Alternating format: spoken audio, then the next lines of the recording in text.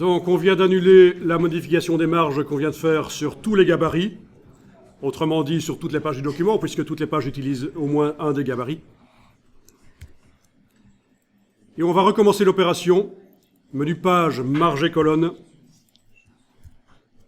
Toujours avec la case aperçue décochée, parce que sinon ça va être trop lourd d'un point de vue informatique. Mais cette fois-ci, avant de modifier les valeurs, on va cocher « Ajuster la mise en page ». Tant qu'on y est, on va faire en sorte que dans l'ajustement de la mise en page, les polices de caractères se redimensionnent, donc ajuster la taille des polices. On ne va pas définir une taille minimale. On pourrait dire, tiens, oui, on peut réduire les polices si on réduit les marges, mais les polices ne peuvent pas aller en dessous de telle valeur de corps. Mais ici, on ne va pas cocher ça. On va, au cas où on aurait du contenu verrouillé, il va également être ajusté, donc ajuster le contenu verrouillé est coché. Et vous allez modifier les valeurs comme on avait fait, donc je vous rappelle, c'était 20 partout, sauf pour le petit fond, on avait mis 30. C'est une valeur que j'ai décidée là, arbitrairement bien sûr. Pour tous vos documents, il faut regarder visuellement ce que ça donne et choisir vous-même. Alors 12,7, c'était pas une valeur mauvaise. Il n'y aurait pas eu de problème chez l'imprimeur, il n'aurait pas dit que le texte est trop près du bord. Mais visuellement, c'était pas génial. Voilà, ok. Alors, qu'est-ce qui va se passer?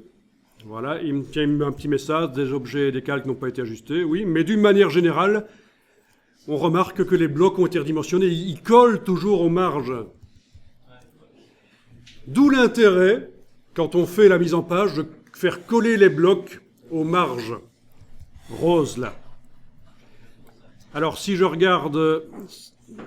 Oui, la numérotation, elle a changé. Hein. Le rectangle de numérotation s'est allongé, mais c'est pas très grave. Parfois, il y a des choses qui foirent. Hein. Alors, si je regarde ici les images, là, ben c'est nickel.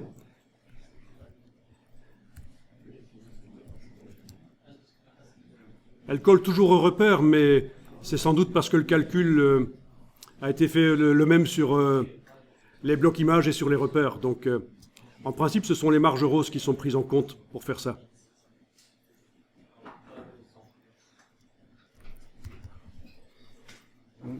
Ok, ben ça marche pas mal.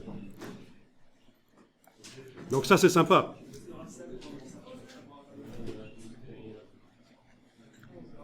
Ça veut dire que vous pouvez démarrer d'un document existant et modifier son aspect. Ces marges, notamment.